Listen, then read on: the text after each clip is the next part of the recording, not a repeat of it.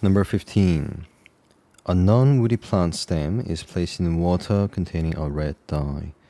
It is left for 1 day and then a section of the stem is examined using a microscope. Which tissue is stained red?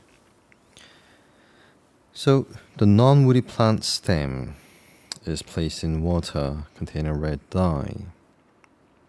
Okay, so the water containing red dye is the key here. It was left for 1 day and then it was examined. Okay, so which tissue is stained red? Of course, the red dye will have, it's inside water, it's dissolved in water. So anything that's red should have water.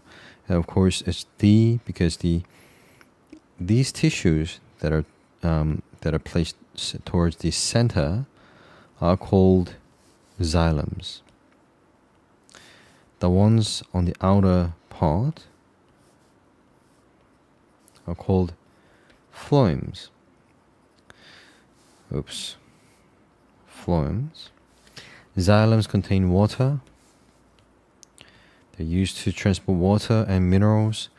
Phloems are used to transport sucrose molecules and amino acids, like those nutrients. So answer is D because it's the xylem that contains water and the mineral, and the water now has the red dye, and it's asking for the tissue that is stained red, so the answer should be D for this one. Alright,